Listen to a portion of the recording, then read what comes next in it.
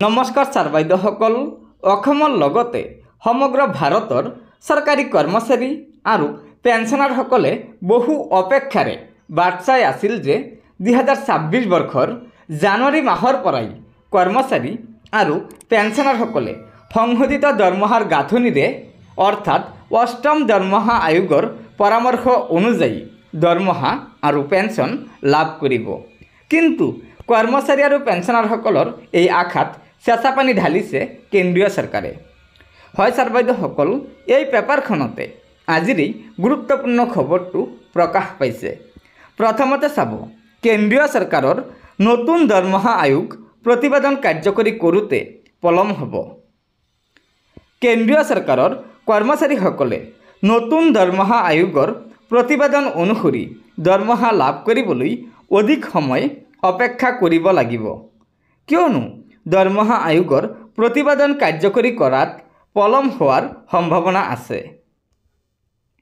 Financial express নামৰ বাতৰি কাকতখনে প্ৰকাশ কৰা অনুসৰি অষ্টম দৰমহা আয়োগৰ কাৰ্যকাল আনুষ্ঠানিকভাৱে অহা বছৰ জানুৱাৰী মাহৰ পৰা আৰম্ভ হ'ব। আয়োগৰ প্ৰতিবেদন তথা পৰামৰ্শৱলী 2027 চনৰ আগভাগৰ আগতে কাৰ্যকৰী হোৱাৰ সম্ভাৱনা নাই। অৱশ্যে নতুন পে স্কেল যেতিয়াই কাৰ্যকৰী হ'ব তেতিয়াৰে পৰা কৰ্মচাৰী আৰু পেঞ্চনাৰসকলক এবছৰৰ বকেয়া দিয়া হ'ব। নতুন দৰমহা আয়োগৰ সৈতে জড়িত এটা সূত্ৰই কয় যে আয়োগ গঠন হোৱাৰ পৰা 15 মাহৰ পৰা 18 মাহৰ ভিতৰত নিজৰ পৰামৰ্শৱলী চূড়ান্ত কৰিব। আন এটা সূত্ৰই প্ৰকাশ কৰা মতে দৰমহা আয়োগে পৰামৰ্শৱলীৰ চূড়ান্ত প্ৰতিবেদন দাখিল কৰাৰ আগতে এখন অন্তৱৰ্তী প্ৰতিবেদন প্ৰস্তুত কৰিব পাৰে। কিন্তু চূড়ান্ত প্ৰতিবেদন 2026 চনৰ শেষলৈহে দাখিল কৰাৰ সম্ভাৱনা আছে।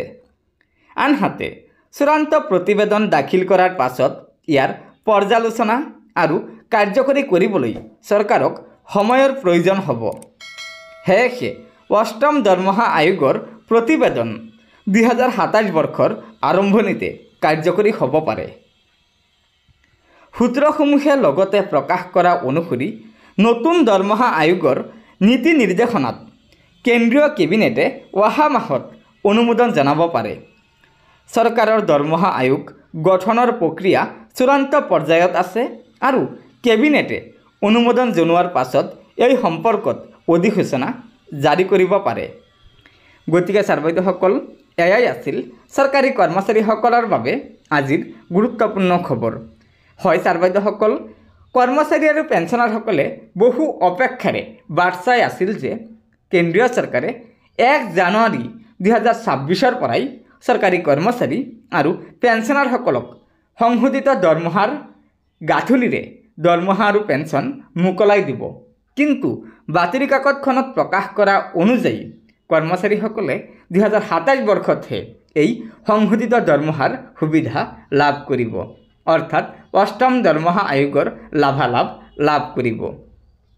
গতিকে ছাৰ বাইদেউসকল, লগৰ বন্ধুবৰ্গক এই ভিডিঅ'টো শ্বেয়াৰ কৰি আজিৰ এই গুৰুত্বপূৰ্ণ খবৰটো জনাই দিব। লগতে নতুনকৈ অহা ছাৰ বাইদেউসকলে পৰৱৰ্তী সময়ত চৰকাৰী কৰ্মচাৰীসকলৰ বিভিন্ন খবৰসমূহ সম্পূৰ্ণ শুদ্ধ তথ্যৰ ওপৰত পোনপ্ৰথমে পাবলৈ অনুগ্ৰহ কৰি আমাৰ এই চেনেলটো ছাবস্ক্ৰাইব কৰি ল'ব। ধন্যবাদ। জয় আই অসম।